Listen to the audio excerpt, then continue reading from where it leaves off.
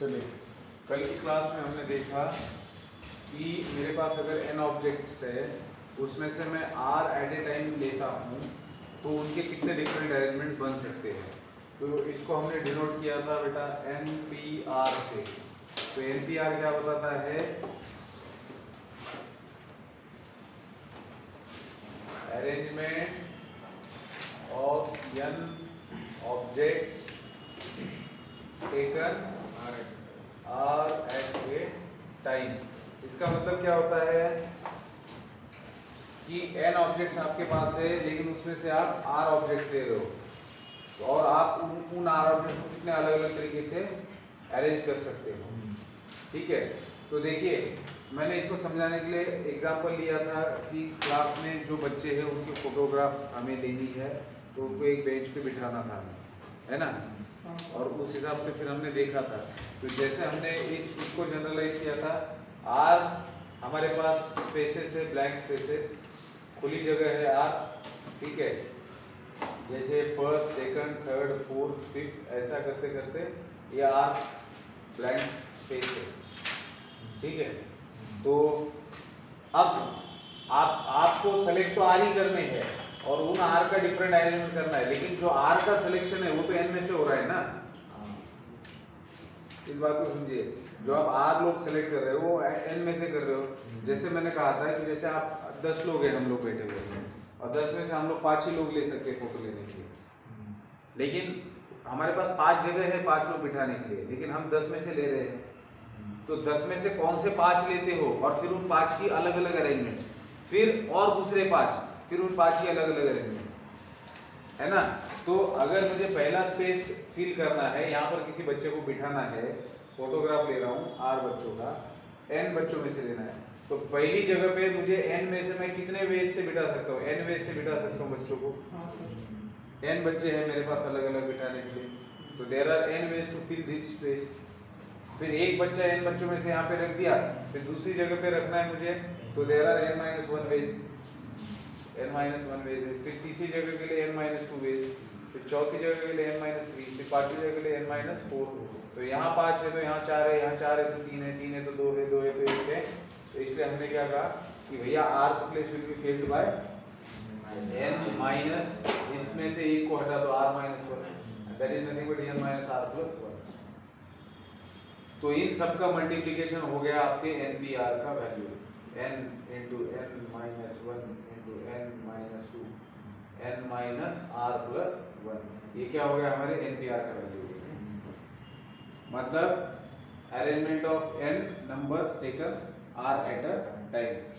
इसका जो value calculate करेंगे हम वो ये वाला आएगा, लेकिन ये थोड़ा सा इसको ढंग से लिखना था हमें, तो हमने क्या एडजस्टमेंट किया, मेरे पास NPR था मेरे पास n into n-1 into n-2 n-3 dot dot dot n-R+1, ये मेरे पास था। तो मुझे क्या करना था, इसको n फैक्टर के फॉर्म में लेना था, तो मैं इसको 1 तक लेके चला गया मल्टीप्लाई करते हुए, इसको छोटा करते गया। n-R+1 के बाद का नंबर क्या है? n-R, इससे छोटा ये, फिर इससे छोटा n-R-1। तो ऐसे करते करते 3 into 2 into 1 तक पहुंच गए। तो ऊपर का बन गया n फैक्टोरियल क्योंकि n से स्टार्ट किया था, और नीचे आपके पास क्या है, आपके पास सिर्फ इतना ही पार्ट था, NPR की वैल्यू सिर्फ यहाँ तक ही है, ये आपने एक्स्ट्रा जोड़ दिया है। क्यों? क्योंकि आपको थोड़ा फॉर्मूला ढंग से लाना था, तो जो एक्स्ट्रा आपने मल्टीप्लाई किया उसको डिवाइड भी करना पड़ेगा, नहीं तो NPR की वैल्यू गलत हो जाएगी। तो NPR का वैल्यू हमारा यहाँ तक था, हमने ये इतना एक्स्ट्रा मल्टीप्लाई किया तो उस वाले को हम लोग नीचे डिवाइड कर देते, that is n-R, n-R-1, n-R-2, और ऐसा करते करते 3 into 2 into 1 तक। ठीक है, तो NPR क्या हो जाएगा, ऊपर आ जाएगा n फैक्टोरियल डिवाइडेड बाय नीचे आ जाएगा n-R factorial.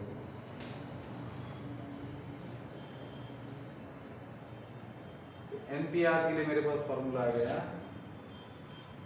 n factorial divided bye n-R factorial. अब आप मुझे बताइए, अगर मान लो हम लोग 10 लोग हैं और 10 के 10 लोगों को फोटो में लेना है, और ये जो हम लोग केस डिस्कस कर रहे हैं, this is the arrangement of n objects taken R at a time. ये लीनियर अरेंजमेंट है, एक लाइन वाली, एक लाइन में बिठाने वाले हैं, एंड विदाउट रिपीटिशन वाला है। ठीक है, इसमें रिपीटिशन नहीं होगा। आगे समझ में? रिपीटिशन का मतलब क्या होता है? रिपीटिशन का मतलब क्या होता है? फिर से वहां पर दूसरे को आप ले सकते हो, मतलब फिर से आप उसको चांस है वो करने का। आ रही बात समझ में? ठीक है, रिपीटिशन वाला केस इसके बाद देखने वाले हैं हम लोग, उसका फॉर्मूला क्या होता है। तो विदाउट रिपीटिशन वाला केस है जिसके अंदर NPR क्या आता है? n factorial upon n minus r factorial. तो अगर मान लो n ऑब्जेक्ट्स में से n के n को लेना है अरेंजमेंट के लिए, तो वो क्या बन जाएगा? npn बन जाएगा। तो इसका फॉर्मूला क्या होगा? n factorial upon n minus n factorial. तो n factorial divided by n minus n, 0 factorial. तो n फैक्टोरियल अपॉन 0 फैक्टोरियल का वैल्यू होता है 1, तो that is equal to n factorial.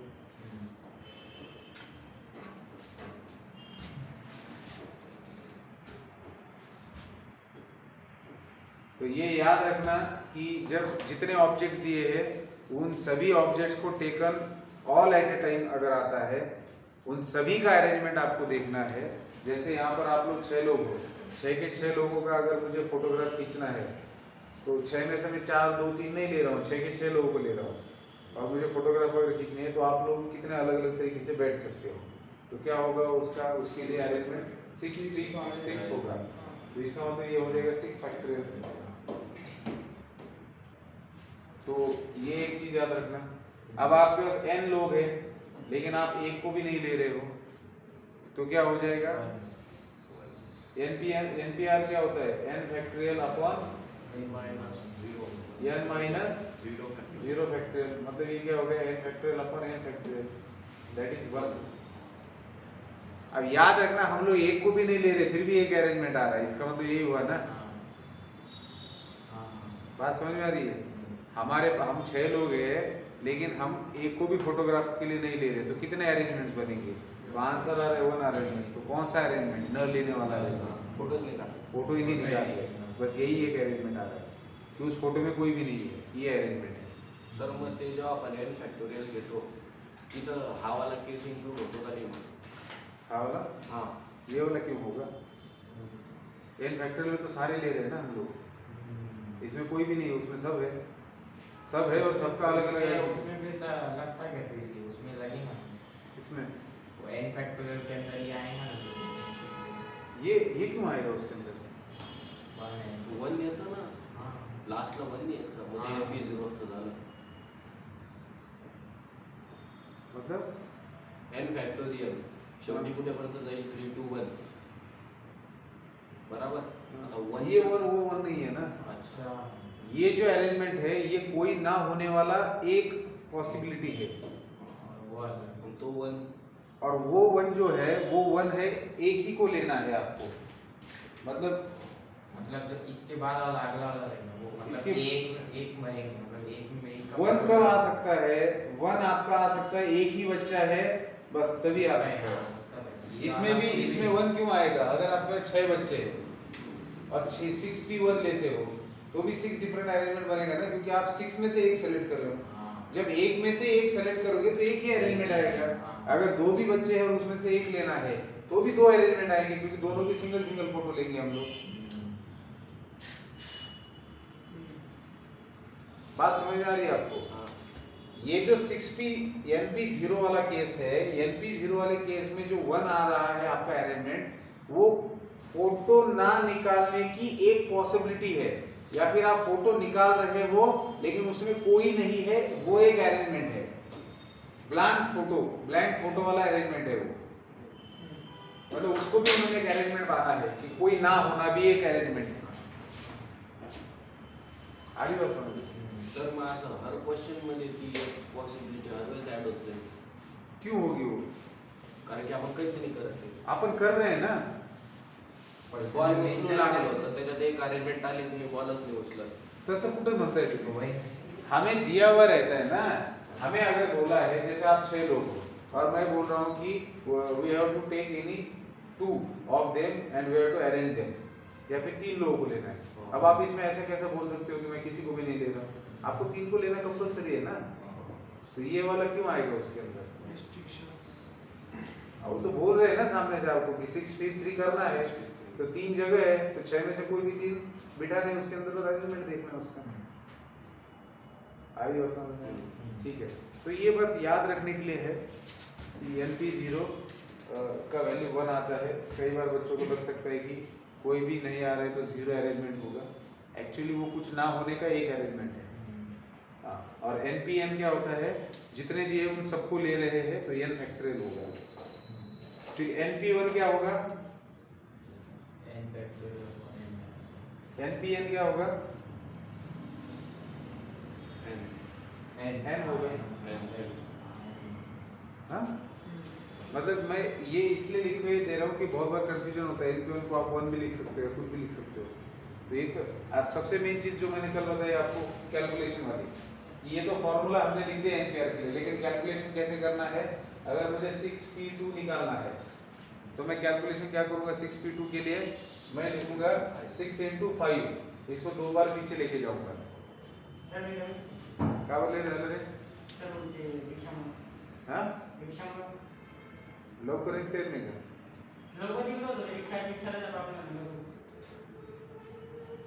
चल भाई पुढे तू जागा भाई चल ती बॉटल कोणाची ती घे बेटा हां आणि होमवर्क केला का हां बस खाली बस पटकन 6p2 का कैलकुलेशन कैसे करना है, तू क्या करना तेरा 6 × 5। अगर 6p3 होता तो 6 × 4, अगर 6p4 होता तो और एक बार पीछे चल जाए। आई बात समझ में? ठीक है, तो ये कैलकुलेशन करने के लिए आसान तरीका है। तो जब अगर मतलब जब इस तरीके का सिचुएशन हो तो ये फॉर्मूला इस्तेमाल करना पड़ेगा। जैसे मैं अगर पूछूं 6pr तो आपको 6 फैक्टोरियल अपॉन 6 माइनस r ही लिखना पड़ेगा, क्योंकि r मतलब कितना पीछे जाना है हमें नहीं पता। तो लेकिन आखिर में कट तो होना है, अगर r तक लेंगे कट तो होने वाला है नहीं, लेकिन जो शुरुआत के क्वेश्चन दिए है ना उसके हिसाब से बोल रहा हूँ। अगर दोनों में से कोई भी एक अननोन होता है तो आपको फॉर्मूला यूज करना है, लेकिन दोनों भी नंबर्स आते हैं तो फिर हम लोग सीधा वैल्यू निकाल सकते हैं। ठीक है, चलिए, तो यहाँ तक हमने कल देखा था। अब आगे की बात करते हैं कि अगर रिपीटिशन अलाउड किया जाता है, रिपीटिशन अलाउड किया जाता है। अब रिपीटिशन में क्या होगा कि जिसको चुना गया है वो फिर से उस जगह को भर सकता है। रिपीटिशन में क्या हो रहा है, जिसको चुना गया है वो फिर से उस जगह को भर सकता है। ऐसे आएंगे क्वेश्चंस आगे। जैसे NPR का मतलब रिपीटिशन में क्या होता है, आपके पास R स्पेसेस है, NPR मतलब arrangement of n objects taken R at a time. तो आपके पास अगेन कितनी स्पेस है, 1 2 3 4 and R dot dot dot. ठीक है, R स्पेसेस है, निर्वस आपके पास R स्पेसेस है। अब पहले स्पेस को भरने का कितना अलग वेज है आपके पास, we have n different ways पहले को भरने का। लेकिन हम अब तक क्या करते थे, n में से एक को यहाँ पे रख दिया तो बाकी बचे n-1। लेकिन क्योंकि अब रिपीटिशन अलाउड है तो जिसको यहाँ पे लिया उसको यहाँ पे भी लिया जा सकता है। आ रही बात समझ में? तो यहाँ पर भी n वेज से आप भरेंगे, फिर यहाँ पर भी n वेज से भर सकते हो क्योंकि रिपीटिशन अलाउड है। फिर यहाँ पर भी n वेज से भर सकते हो। बात समझ में आ रही है? तो ऐसा करते करते आप rth प्लेस भी n वेज से भर सकते हो। तो कितने टोटल अरेंजमेंट्स हुए, n into n into m into r times. तो n का मल्टीप्लिकेशन r टाइम्स करेंगे तो उसका मतलब होता है n रेज़ टू r। तो जब लीनियर अरेंजमेंट कर रहे हो आप दिए गए ऑब्जेक्ट्स का लीनियर अरेंजमेंट कर रहे हो, और लीनियर अरेंजमेंट में अगर रिपीटिशन अलाउड होता है तो NPR होता है n raise to r। Linear arrangement में अगर रिपीटिशन अलाउड नहीं है, if repetition is not allowed, अगर रिपीटिशन को अलाउड नहीं करते हैं तो हमने देखा कि एनपीआर का वैल्यू होता है ये, और लीनियर अरेंजमेंट में if repetition is allowed, if repetition is allowed then, ये वाला रहेगा यार, इसको लिख लेना है आपको, उतना ही लिख लो। In linear arrangement if repetition is allowed then NPR is equal to n raise to r। चलिए अब आप मुझे बताइए कि जैसे मैंने कहा था उस दिन की फोटोग्राफ निकालना है तो कुछ लोगों को इकट्ठा रखना है मान लो, हाँ, तो ऐसे सिचुएशन में आपका एनपीआर का वैल्यू क्या होता है? ठीक है, अगर हम सीधे फॉर्मूले की बात करेंगे तो जैसे मान लो मेरे पास 10 लोग हैं, हाँ, 10 लोग हैं और 10 लोगों का मुझे अरेंजमेंट करना है फोटो के लिए। अब 10 में से 6 बॉयज हैं एंड 4 गर्ल्स हैं। अब गर्ल्स को एक साथ बांधना है, ठीक है, तो अगर मैं गर्ल्स को एक साथ बांधता हूं तो ऐसा मान लो थोड़ी देर के लिए वो एक ही गर्ल हो गई, क्योंकि उनको हमने बांध दिया।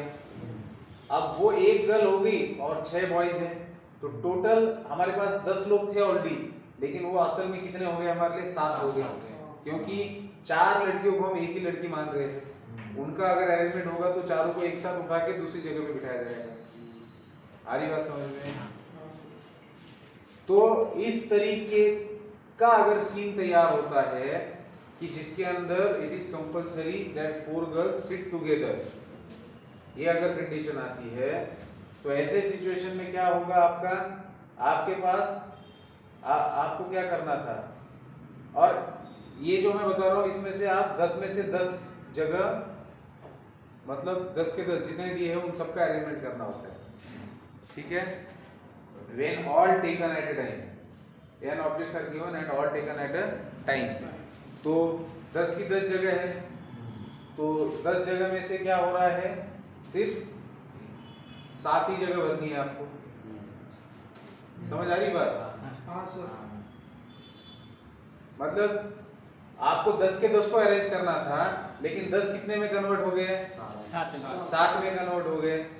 6 लड़के और 1 2 3 4 5 6 7 पूरे स्पेसेस आपके पास आ गए, 7 कंपार्टमेंट आ गए। अब 10 लोग साथ में भरने हैं तो 10p7 वेज से भरे जाएंगे।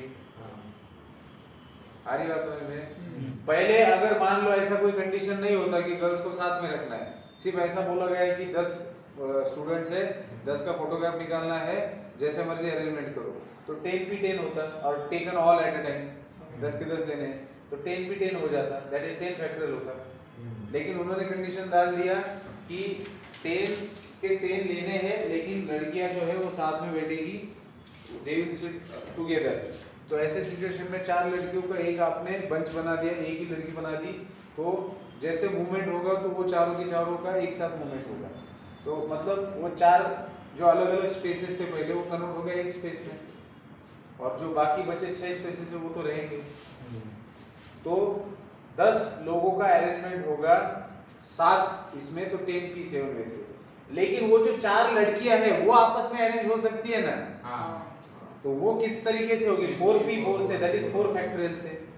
क्योंकि ऐसा तो नहीं होगा जैसे मान लो 4 लड़कियों को यहाँ पे बिठा दिया और बाकी लड़के इस अरेंजमेंट में बैठ गए, अब ये एक अरेंजमेंट हो गया। अब लड़कों का पोजीशन वही रहेगा, लेकिन लड़कियां आपस में पोजीशन चेंज कर रही है, तो वो उतने डिफरेंट अरेंजमेंट हो जाएंगे। तो इसका मतलब क्या हुआ? इसका मतलब ये हुआ कि आपका 10p7 into 4p4 that is 4 factorial वाला अरेंजमेंट हो गया। आ रही बात समझ में? टोटल अरेंजमेंट कितने हो गए? 10p7 into 4 फैक्टोरियल, ये हो गए आपके टोटल अरेंजमेंट। लेकिन अगर मुझे इसी को जनरलाइज करना है कि I have n objects taken all at a time, but I have to put m out of them together, तो मुझे क्या करना पड़ेगा? तो क्या किया हमने, देखिए m फैक्टोरियल लेंगे हम, हाँ ठीक है, और NP ये क्या होता है 10p7 क्या होता है, 10 मतलब total n N upon N P, हाँ, और n में से आपने क्या कर दिया, कितने को साथ ले रहे हो, चार 10 minus r minus 1 N minus R plus +1 होगा ना, एक ऐड करना पड़ेगा, टोटल में से 7 n सर हो ना, n minus r plus 1, n minus m plus, sorry r नहीं, n माइनस m, हाँ अरे मुझे देने 10 में से 4 को हटा दो और 1 को ऐड कर दो,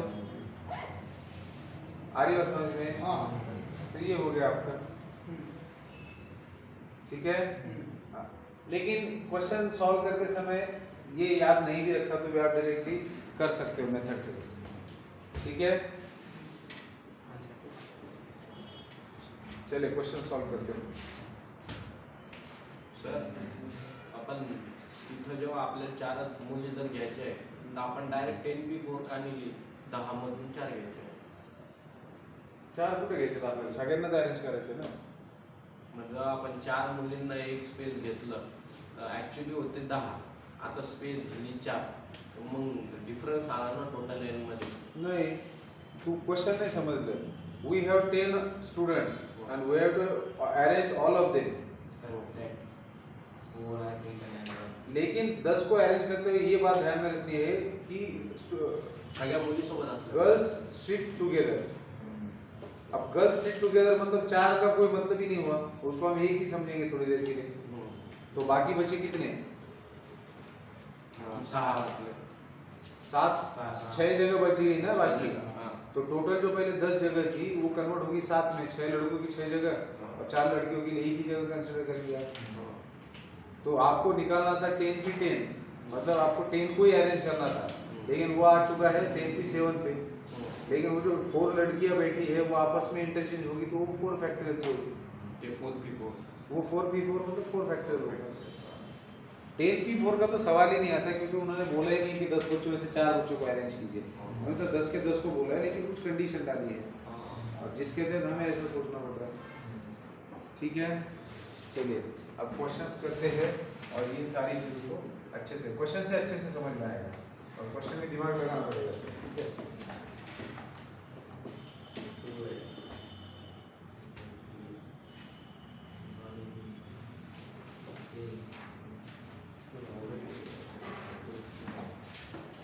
सर 3.1 का 3.3 3.3 but they don't have capital and addition principal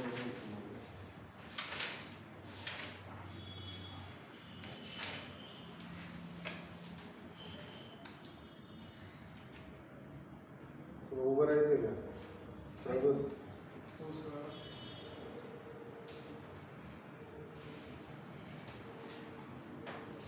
exercise 3.3 question number 1, find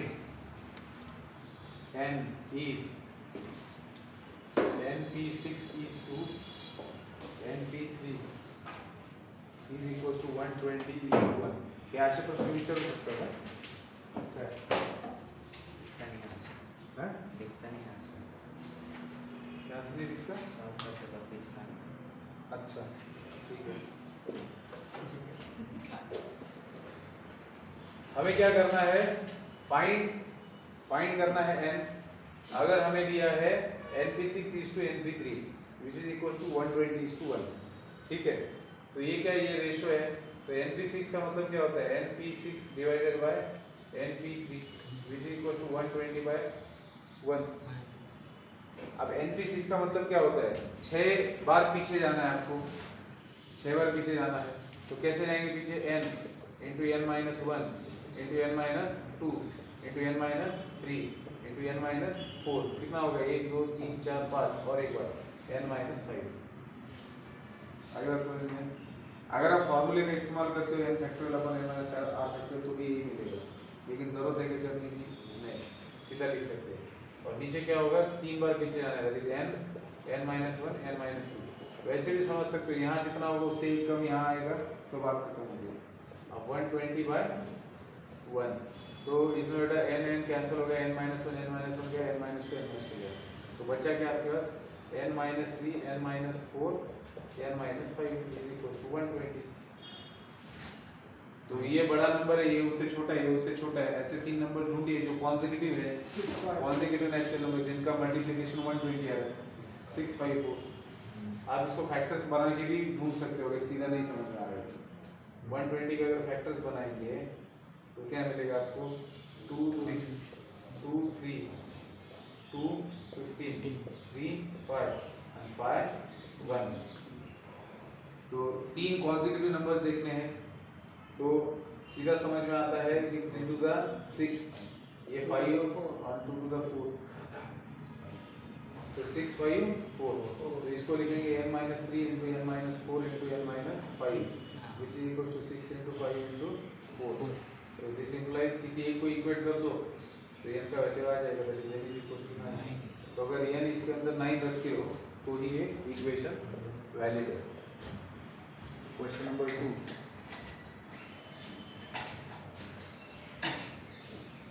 find m and n कहा है if m and n निकालिए अगर m plus n p2 is nothing but 56 and m minus n p2 is nothing but 12।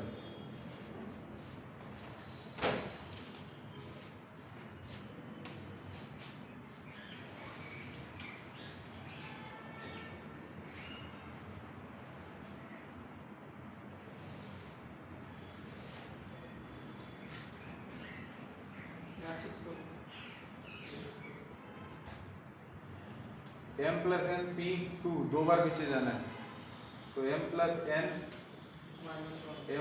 n minus 1 खत्म, 1 2 is equal to 56। तो m plus n एक number है, उसमें से एक सब्ट्रैक्ट किया है, मतलब दो कॉन्सेक्यूटिव नंबर से और नेचुरल नंबर है, तो कौन बड़ा है इसमें से? m plus n बड़ा है, 8 से 56 8 into 7 लिखेंगे तो m plus n into m plus n minus 1, तो m plus n कितना आ गया आपके पास 8 and m plus n minus 1 कितना हो गया 7। तो वही आएगा, मतलब कोई भी एक इक्वेशन। अब m minus n का इससे वैल्यू मिलेगा, फिर दोनों को सॉल्व करके m और n का वैल्यू मिलेगा। तो m minus n 2 दिया हुआ है, m minus n p2 is equal to 12, इसको सॉल्व कर रहे हैं ना, m minus n into m minus n minus 1 which is equals to 12। अब m minus n एक नंबर है, उसमें से एक सब्ट्रैक्ट हो रहा है, m minus n एक नंबर है, उसमें से एक सब्ट्रैक्ट हो रहा है, m minus n बड़ा है तो 12 को लिख सकते हो 4 into 3। m minus n नहीं समझ रहे?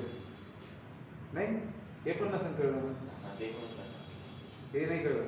तेव्हा m minus n एक नंबर समजलं काही नाही, हा पण तोच नंबर आहे आणि ह्याच्यातून एक सब्ट्रॅक्ट होते, म्हणजे हे दोन कॉन्सेक्युटिव्ह नंबर झाले ना, बरोबर आहे का?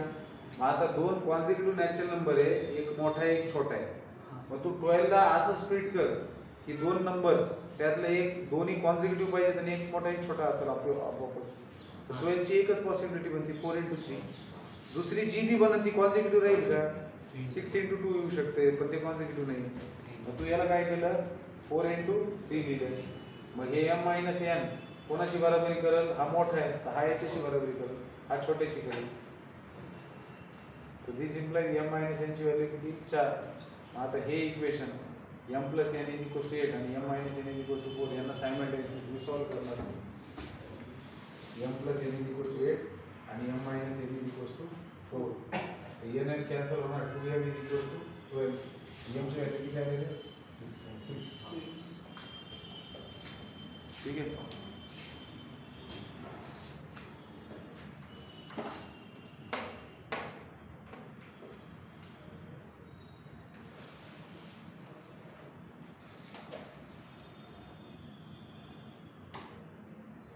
नेक्स्ट हाँ अच्छा n नहीं निकाला, m6 आ गया तो ये कितना आएगा टू m प्लस n 8 है तो m 6 आया तो ये कितना आएगा 2। ठीक है अगला question question number 3 find r। अब इस आपकी बार r को फाइंड आउट करना है 12p r minus 2 is to 11p r minus 1 is equal to 3 is to 40। अब इसमें पीछे जाने वाला चक्कर नहीं करेंगे क्योंकि यहाँ पर वेरिएबल आया है नीचे तो यहाँ फॉर्मूला अप्लाई करेंगे। तो फॉर्मूला क्या लगेगा सबसे पहले तो इसको ऐसा लिखते हैं 12p r minus 2 divided by 11p r minus 1 which is equal to 3/40। तो 12p r minus 2 मतलब mpr that is n factorial that is 12 factorial upon n minus r factorial। n minus r मतलब 12 minus ये minus r plus 2 divided by 11 factorial divided by 11 minus r plus 1 factorial which is equal to 3/40। ऊपर चलते हैं तो क्या है हमारे पास 12 factorial upon 12 plus 2 14 14 minus r factorial into इसको उल्टा कर देंगे तो 12 minus r factorial divided bye 11 factorial which is equal to 3/14।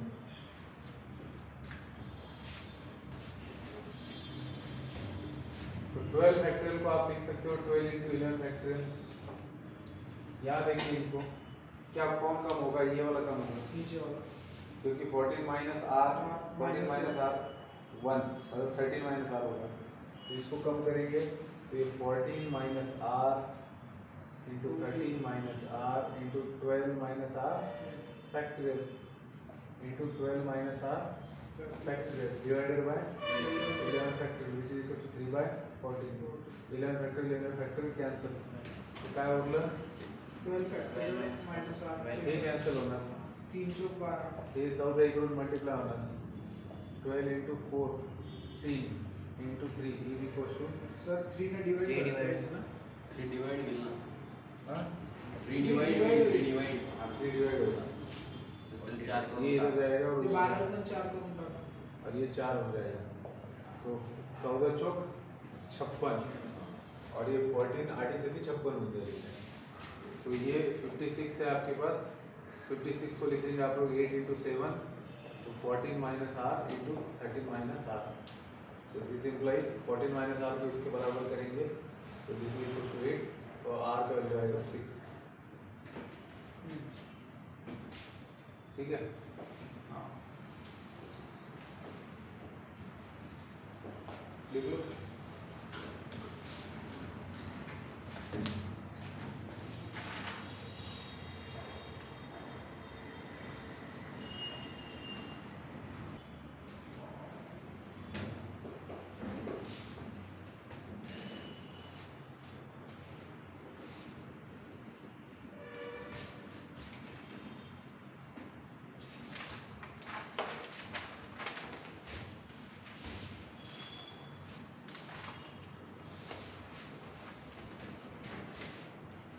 Question number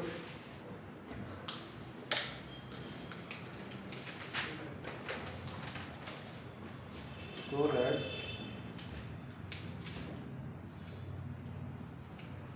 n plus 1 into npr is the limit n minus r plus 1 into np1 pr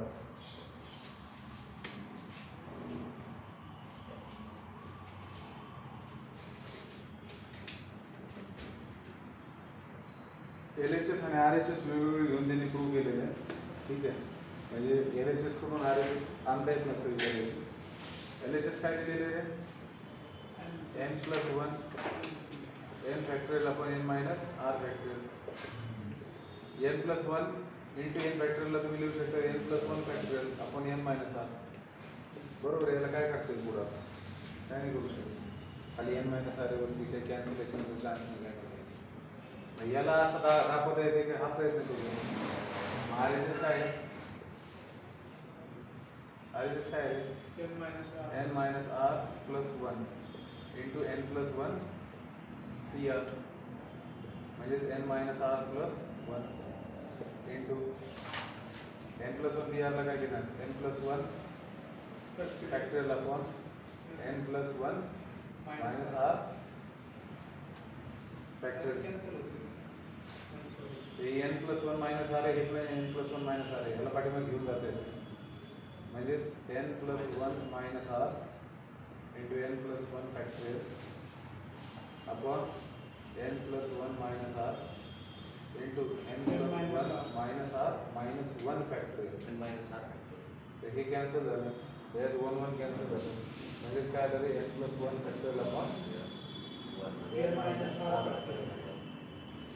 ठीक है question number 5 how many four letter words can be formed using the letters in the word madhuri if letters can be repeated letters cannot be repeated बघा fifth question आहे याच्यामध्ये माधुरी नाव दिलेलं आहे माधुरी तर how many four letter words can be formed four letters के कितने words form हो सकते हैं अब कितने वर्ड्स फॉर्म हो सकते हैं that means they are asking us about arrangement क्योंकि हमें पता है कि हम फॉर्मेटेशन का प्रॉब्लम सॉल्व करें तो हम लोग फॉर्मेटेशन के बारे में सोचेंगे लेकिन जरूरी नहीं एग्जाम में वहाँ पे तो आपको चॉइस करना है अरेंजमेंट करना है समझ में आना चाहिए ना तो फॉर्मेटेशन और कॉम्बिनेशन के एग्जाम्पल बिल्कुल समझ में आते हैं अगर आपको उसका मतलब समझ में आया हुआ है तो यहाँ क्लियरली बोला गया है कि ये जो वर्ड है माधुरी इसके अंदर से आपको चार लेटर उठाने हैं और उन चार लेटर्स का कितना डिफरेंट अरेंजमेंट कर सकते हो तो बेसिकली क्या हो रहा है इस वर्ड के अंदर 1 2 3 4 5 6 7 लेटर्स है और 7 लेटर्स में से 4 लेटर्स उठाने हैं मतलब arrangement of 7 letters taken 4 at a time की बात हो रही है आई बात समझ में लेकिन वहां पर एक दिक्कत है कि पहले इसमें पूछा है कि letters can be repeated letters repeat हो सकते हैं तो अगर लेटर्स रिपीट हो सकते हैं तो आपको तो 4 ही लेटर्स लेने हैं लेकिन आपके पास टोटल लेटर्स कितने हैं 7 तो पहला भी 7 वे से भरा जा सकता है दूसरा भी 7 से तीसरा भी 7 से और चौथा भी 7 से क्यों क्योंकि लेटर्स रिपीट हो सकते हैं तो क्या हो गया फिर टोटल नंबर ऑफ कितने वर्ड्स फॉर्म हो गए 7 raised to 4 that is 7 into 7 ये मल्टीप्लिकेशन होगा रहेगा तो कितना हो गया शायद मैं सीधा लिख देता हूँ 2401 2401 अब अगर रिपीटेशन अलाउड ना करे रिपीटेशन अगर अलाउड ना है तो हमारा सीधा सीधा हो गया NP4 क्योंकि हमें पता है रिपीटेशन इज नॉट अलाउड तो लीनियर अरेंजमेंट क्या होता है 7 में से कितने लेने हैं 4 तो 7P4 हो गया और 7P4 क्या होता है 7 6 8 5 4 4 नंबर है 1 2 3 4 पीछे को तो 5 चौक 20 20 से 20 22 तो विदाउट रिपीटेशन आप इसमें से कोई भी 4 वर्ड बता के डिफरेंट 840 वर्ड बना सकते हो तो आप आपके वर्ड्स आपके नाम से भी कर सकते हो अब कुछ लोग अगर बहुत छोटे नाम है तो उसको कुछ नहीं कर सकते हम लोग अरहंत है अरहंत है तो इसमें से आप कितने भी अलग अलग क्वेश्चन बना सकते हो ठीक है 3 लेटर्स लेना है 4 लेटर्स लेना है वोवेल साथ में आने चाहिए फलाना ढिमकाना ऐसा कुछ भी बना सकते हो ठीक है चलिए आगे बढ़ते क्वेश्चन नंबर 6 की तरफ 6 में determine the number of arrangements of letters of the word algorithm algorithm word है एल्गोरिदम तो सबसे पहले तो गिनेंगे इसके अंदर कितने टोटल लेटर्स आ रहे हैं 1 2 3 4 5 6 7 8 9 तो टोटल लेटर्स है 9 लेटर्स टोटल अब क्योंकि इसमें वोवेल्स और कॉन्सोनेंट्स की बात हो रही है तो इसमें वोवेल्स कितना है वोवेल्स मतलब आपको पता है A E I O U ये 5 ही वोवेल्स होते हैं अंग्रेजी में तो यहाँ A दिख रहा है O दिख रहा है I दिख रहा है तो 3 वोवेल्स है इसके अंदर और बचे में क्या है कॉन्सोनेंट्स तो कॉन्सोनेंट्स कितने हैं इसके अंदर 6 तो टोटल 9 लेटर्स में 3 वोवेल्स और 6 कॉन्सोनेंट्स चलिए अब निकलते हैं क्या क्या पूछा है उसको फाइंड आउट करने के लिए तो सबसे पहले बात पूछी है आपको कि वोवेल्स आर टुगेदर हमें determine the number of arrangements of letters of the word, मतलब सारे के सारे लेने हैं। एल्गोरिदम वर्ड के अंदर के कितना आप डिफरेंट अरेंजमेंट बना सकते हो लेटर्स को इधर उधर हिला के। एल्गोरिदम वर्ड के आप कितने, अब जैसे एल्गोरिदम है, ये एक अरेंजमेंट हुआ जिसमें ए पहली पोजीशन पर है, दूसरी पर है, तो अब ये 9 लेटर्स है, तो 9 letters taken at a time, 9 के 9 एट ए टाइम ले रहे हो, और कितने अरेंजमेंट बन सकते हैं। लेकिन पहली कंडीशन क्या फेंक के मारी है कि भैया vowels are always together, vowels को साथ में ही रखना है। तो वॉवल्स टुगेदर रखना है मतलब वॉवल्स का एक गठुड़ा बन गया। अब उस गठुड़े को एक मानेंगे हम, तो वॉवल्स का गठुड़ा अगर एक हो गया तो 6 + 1 कितने हो गए, तो आपके पास हो गए 7 ब्लैंक स्पेसेस। 7 1 2 3 4 5 6 7 ब्लैंक स्पेसेस हो गए, जिसमें वॉवल्स के एक गठुड़े हैं और 6 क्या है, कॉन्सोनेंट्स है। तो लेने तो 9 के 9 थे, लेकिन जगह कितनी आई, 7। तो 9 different letters can be filled in 7 spaces in 9p7 ways। लेकिन वो जो गठुड़ा तैयार किया है वो भी आपस में अरेंज हो सकते हैं ना 3 वॉवल, तो वो कितने वेज से होंगे, 3 फैक्टोरियल वेज से होंगे। बस अब इसको कैलकुलेट करना है, तो 9 को 7 बार पीछे आना है, 9 8 7 6 5 4 into 3 1 2 3 4 5 6 7 into 3 फैक्टोरियल मतलब 3 2 1। बस अब ये कैलकुलेशन करना आना चाहिए। सर ते 9 फॅक्टोरियल into 3 फक्त हां झालं। हां होय 9 फॅक्टोरियल into 3 9 फैक्टोरियल into 3 9 फॅक्टोरियलची व्हॅल्यू माहिती ना कसं काय माहिती 9 फैक्टोरियल माहिती करून घेऊ आपण. 1 2 3 पाठ असतो into 3 का बनता है ते सर, एक 3 बाहेर दोनदा काढा. येते 9 8 7 6 5 4 9 3 8 6 7 4 3 2 1 9 फॅक्टोरियल into 3। अच्छा असं म्हणतात का, हां ठीक आहे।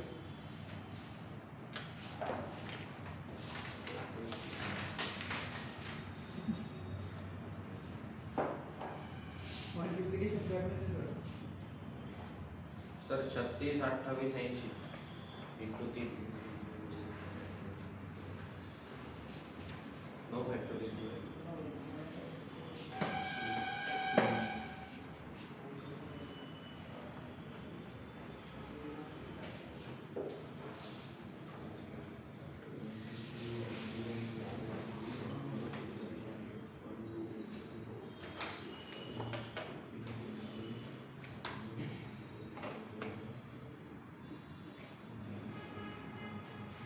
ए नाही असं कसं काय 9p7 का बरं घेणार आपण, 9p7 क्यों लेंगे हम?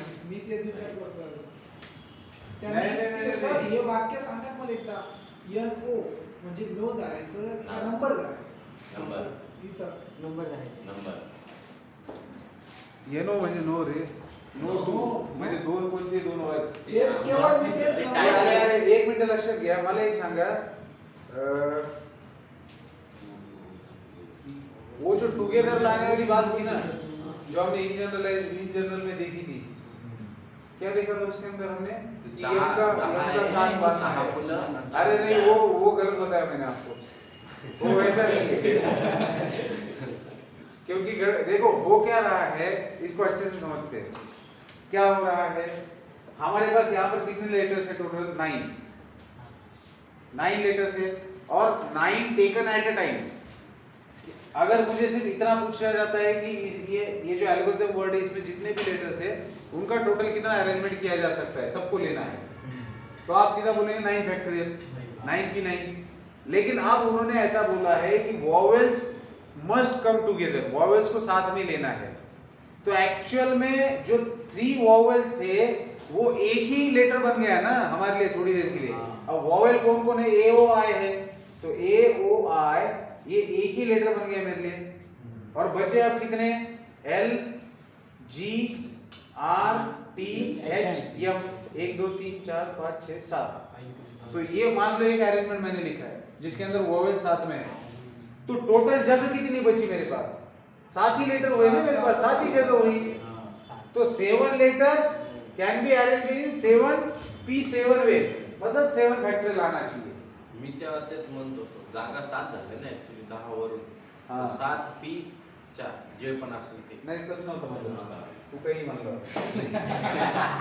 मी म्हणलं होतो जागा नाही, नाही, जागा तसं 10 वरून बोलतं. 7 झाल्या तेव्हा. नाही नाही हे तर आहे बा चूक मी केली ती सुधारली बी मीच आहे. कोण सांगितलं नव्हतं. बरोबर हा. आहे. आणि ती चूक झाली ते चांगलं झालं कारण चूक झाली तर कन्सेप्ट आणखी क्लिअर होतो. आपल्याला माहिती असतं आपण इथं असा विचार केलेला आहे. लक्षात येते का? आणि परमिटेशन कॉम्बिनेशन टॉपिकच असं आहे की ज्याच्यामध्ये थोडंसं कन्फ्युजन होऊ शकते. त्याच्यामुळं विचार करायला पाहिजे. मी सांगितलं म्हणून मान्य नका करू आणि काही नका बोलू.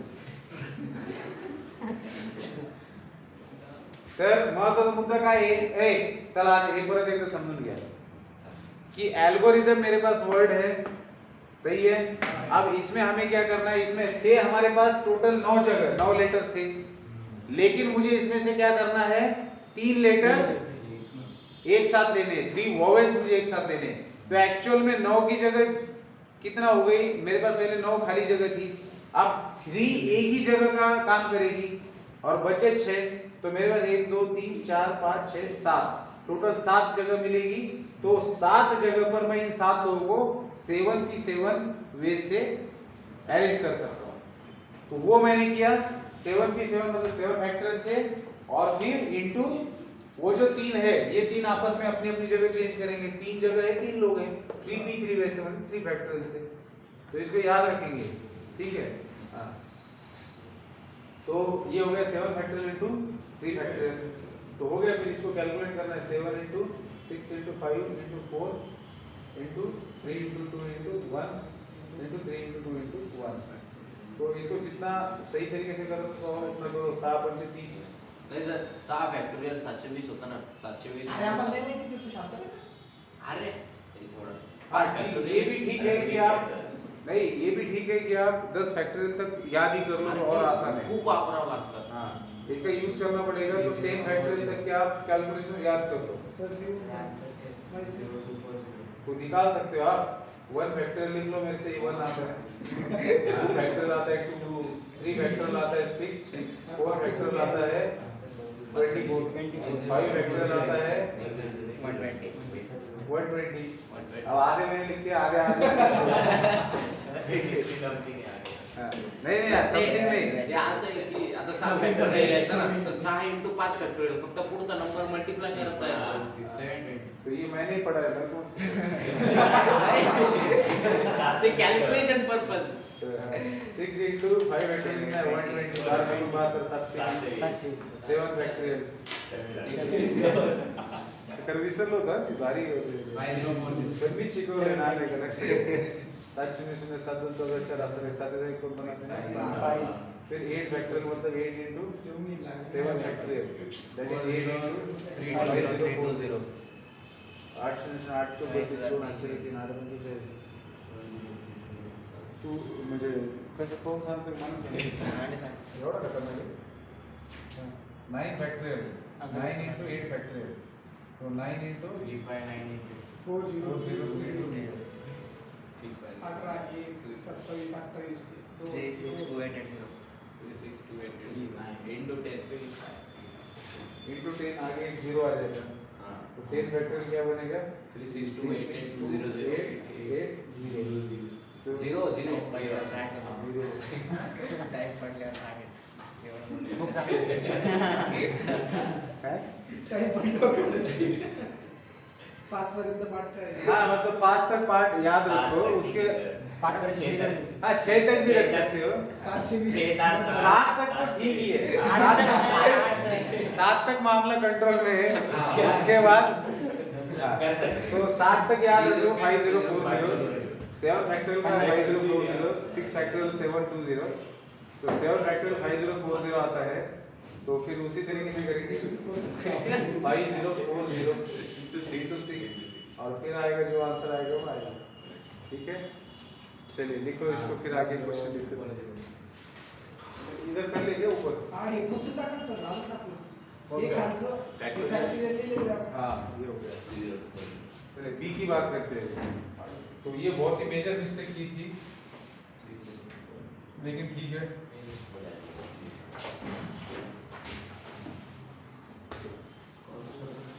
आर डाल। चलो तो क्या करना है अभी? कौन बी। अब बी वाले का क्या कहना है कि no two vowels are together. No two vowels, कोई भी दो वोवेल्स टुगेदर नहीं होने चाहिए। अब इसको करने का दो तरीका है, मतलब लॉजिकली जो मुझे सही लगता है, देखेंगे चेक करते सही आता है, ठीक है। तो उन्होंने क्या कहा है, no two vowels, no two vowels are together, मतलब कोई भी दो टुगेदर नहीं होने चाहिए। तो इसको हम ऐसा कर सकते हैं कि दो वोवेल्स टुगेदर लेके जितने अरेंजमेंट आते हैं, टोटल अरेंजमेंट में से उसको हटा दो। मतलब दो टोटल अरेंजमेंट कितने हैं? 9 फैक्टोरियल 9 फैक्टोरियल टोटल अरेंजमेंट है। तो 9 फैक्टोरियल में से आपने दो को एक साथ जोड़ दिया। नो टू बोल रहे हैं ना, तो दो को साथ में लो, तो दो को साथ लिया तो वो एक ही बन गया, और जो बचे 7 8 हो गए, तो टोटल 8 हो गए। तो उन 8 का अरेंजमेंट क्या हो जाएगा?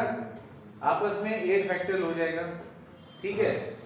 उन 8 का अरेंजमेंट आपस में 8 फैक्टोरियल हो गया, और उन दोनों का आपस में अरेंजमेंट 2 फैक्टोरियल, मतलब into 2।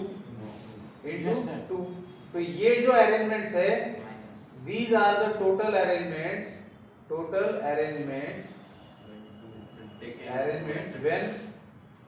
when two vowels taken together, जब दो vowels को आप साथ में ले रहे हो तब की ये अरेंजमेंट्स है।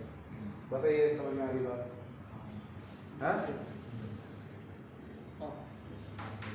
तो दो वोवेल्स को साथ में लेने के बाद इतनी अरेंजमेंट्स आ रही है, तो बाकी बची हुई क्या होगी?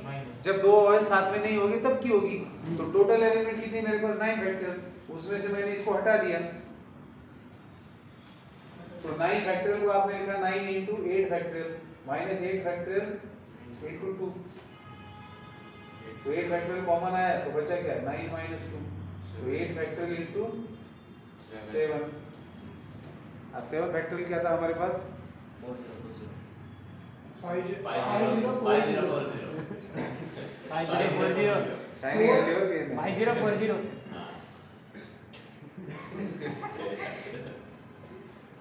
ठीक है।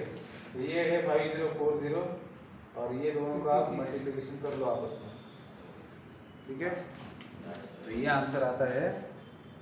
चलो हमें तो चेक करना है ना हमारा आंसर सही आता है, तो करके देखते हैं।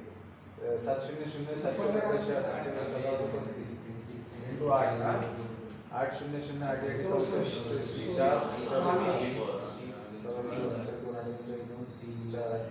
28। अब 2,82,240 आंसर तो चुकलेले त्यांचे 1,51,200 आले। थोडासा फरक आला 1 लाख मध्ये झालं.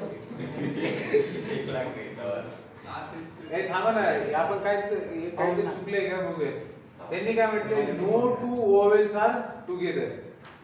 आपण काय म्हटलं? तो दोघांना सोबत घेतला, ते दोघांना सोबत घेतलं ना, म्हणजे 8 कॉलम झाले आपले जो 8 जागा झाले ना, ते 8 जण 8 फॅक्टोरियल अरेंज केले। सर 2 नाही येऊ शकत, 3 पण सोबत येणार ना? 2 नाही येऊ शकत, 3 पण सोबत येणार. पॉइंट आहे. मग 3 वेळा जागा ठरला गेला, 3 मोबाईल सोबत येऊ शकत. आता 3 आहे ना भाऊ. 2 येणार नाही तर सरस याची गरजच नाही ना. म्हणजे कोणी सोबत नाही का? एवढा बोलायचं असतो.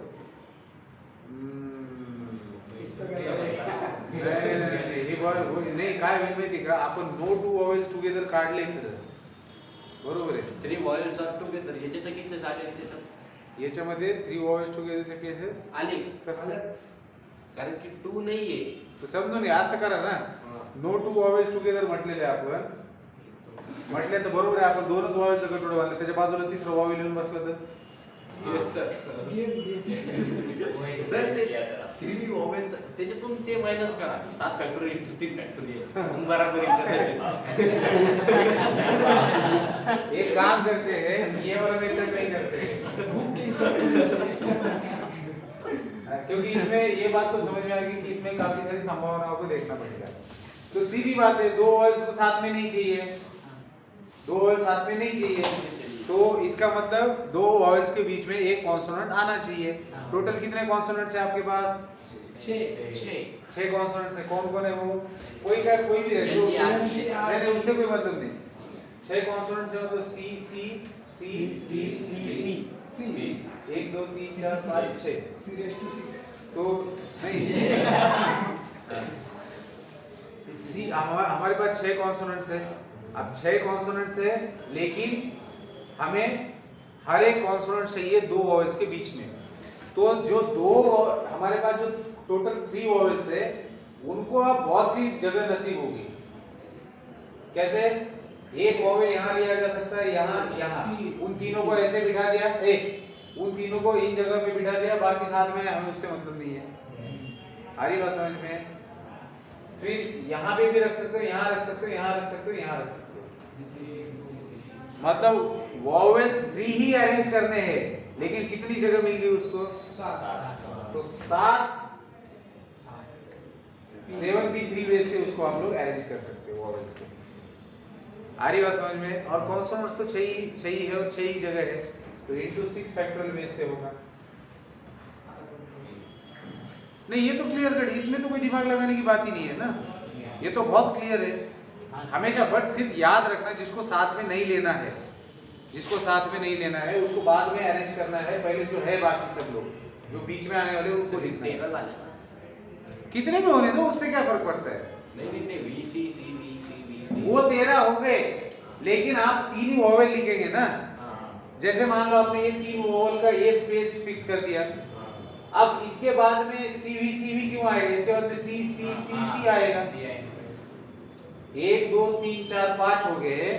अब 3 ही वॉवेल से वो एंगेज हो गए अल्टरनेट। अब जो बचे वो C क्योंकि उन्होंने ये तो नहीं कहा ना कि कॉन्सोनेंट्स को साथ में मतलब कहते हैं क्या? तो जो वर्ड बनेगा वो आपने वॉवेल कॉन्सोनेंट ले लिया। अब बाकी सारे कॉन्सोनेंट ले लोगे, वॉवेल बचे नहीं।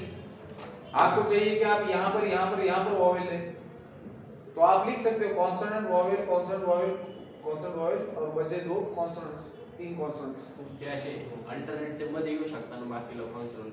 सर हे बरोबर हे आहे, केसेस झाले सगळे। हाँ ये कैसे लगे? बरोबर आहे आन्सर। अब तो यही आने वाला है यार, यही सबसे आसान है।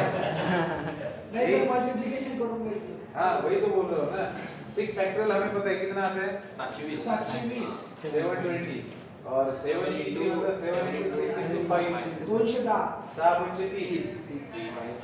30 ने याला मल्टिप्लाय केलं, सर सातनं करा म्हणजे 7 सात ना करा, 7 शून्य शून्य 7 दुनी 8 7 दुनी 8 151200 हा ते अरे 7 फॅक्टोरियल तर माहितीच होतं ना आपल्याला, 7 याचं देतं आणि याला 3 ने मल्टिप्लाय केलं, 3 0 0 3 4 12 2 7 1 3 म्हणजे 15 आणि एक 0 टाकून दिला।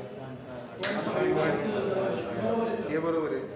मग हे हा आता हे झालं तुमच्यासाठी एग्जांपल सेट झालं तुमच्यासमोर। काय कि अगर आपको लीनियर अरेंजमेंट के अंदर किसी को साथ में नहीं रखना है, 2 लोगों को साथ में नहीं रखना है, ठीक है, तो उनका आप अल्टरनेट में अरेंजमेंट करने वाले हैं। आ रही बात समझ में? हाँ इसमें चलो आगे वाला देखते हैं। बोला है consonants are at even position. Consonants को कहां पर रखना है? At even position. Consonants are at even position. Algorithm word में कॉन्सोनेंट्स को आपको इवन पोजीशन पे रखना है। तो इसमें क्या हो जाएगा? इवन पोजीशन कौन सा? ये कसं बनवणार? साथ में थोड़ी ना रखना है, इवन पोजीशन पे रखना है। 1 2 3 4 ठीक है। तो सेकंड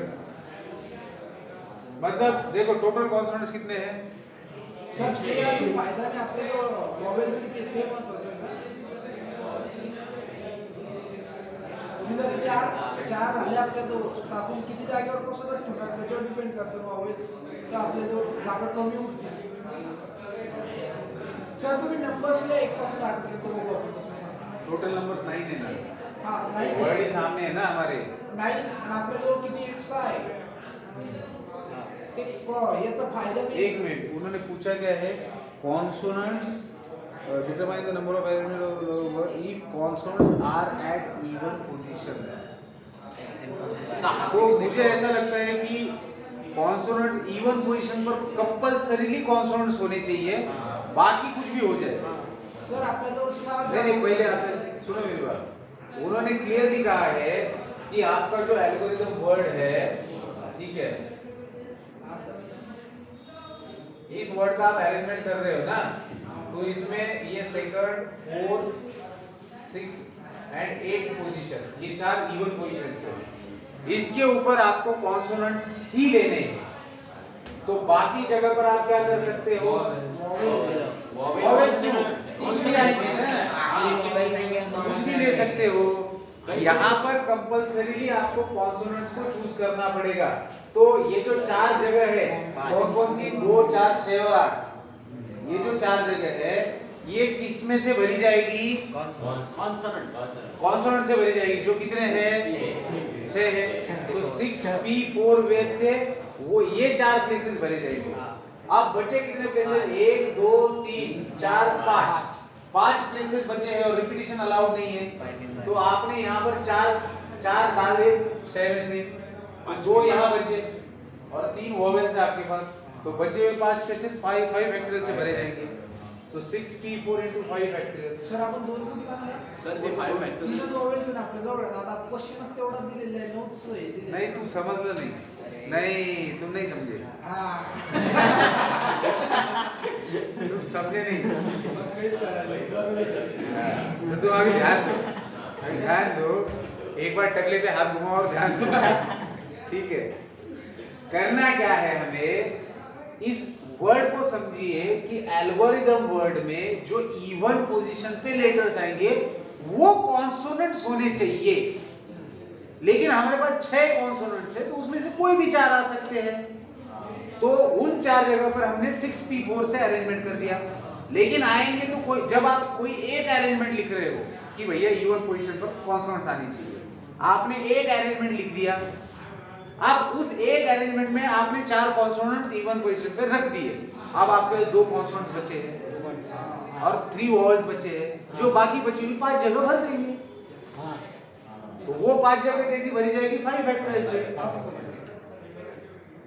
अब ये सही है कि नहीं, सही का सर पहले सही है, ठीक है। हाँ। तो अब इसमें से 6 इसको दे देते हैं, 6 into 5 into 4 into 3 into 5 factorial. तो ये 6 फैक्टोरियल, 6 फैक्टोरियल हो गया। माहिती आहे तू एवढं बोल, ह्याच्यापेक्षा काय आहे, 60। अरे ये कितना है, ये 720, 520। अरे 120 आता है, कितना आता है ये, सर 5 फॅक्टोरियल से विस्तार आता है ना। फिर 6 फैक्टोरियल कितना, 720 720 कैसे बोलते हैं, 43,200 43,200 म्हणजे इकडे हिशोब सगळा हजार आणि लाखातच आहे हा। किती आहे रे, म्हणजे सब लाख में और हजार भी चल रहा है। आज माझी जिंदगी कॉम्बिनेशन मध्ये थोडंसं कमी येऊ शकते।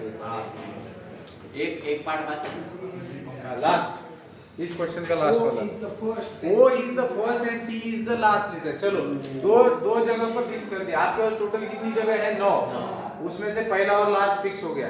क्या हो गया, O and T, मतलब ये 2 जगह भरी जाएगी बस उन्हीं 2 लेटर से। तो 2p2 वे से, 2 फैक्टोरियल वे से, मतलब या तो वो यहाँ आएगा या फिर वो यहाँ आएगा, O T होगा या फिर T होगा।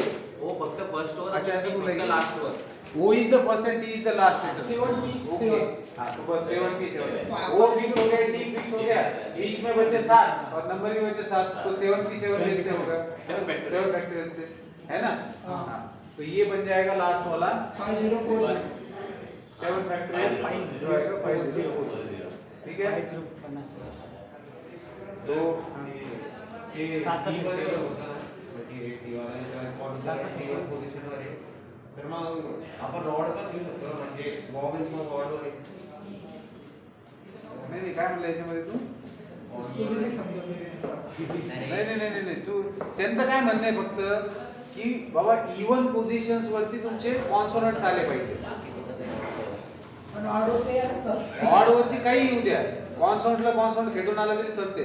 शेवटी हे बघा तुम्हाला तुमचा जो इवन पोझिशन किती आहे त्याच्यामध्ये फक्त 4च पोझिशन आहेत ना आणि तुमच्याकडे कॉन्सोनंट 6 आहेत. मग तुम्ही हे ह्या 4 पोझिशन वरती 6 नंबरचे एलिमेंट कसे करू शकता 6p पूर्ण. पण आता जे उरलेले आहेत त्याच्यामध्ये कुठे ना कुठे 2 कॉन्सोनंट येणारच आहे. मग ते जरी ऑड जागेवर आले तरी आपल्याला काही घेतलं नाही का आणि येणारच आहेत ना ऑड जागेवर. पण तुम्ही वॉवेल्सला इवन जागेवर नाही घालू शकत हे लक्षात घ्या. कारण त्यांचं कंडिशन काय आहे की बाबा कॉन्सोनंट्स हे इवन जागेवर पाहिजे, इवन जागेवर कॉन्सोनंट्सच पाहिजे. तिथं वॉवेल्सला आणता येईल का? नाही. कळत नाही. ठीक है मग बाकी कल लेते हैं. अब कल सारे क्वेश्चन हो गए अभी और मजा आएगा कल. ठीक है हाँ. थोडं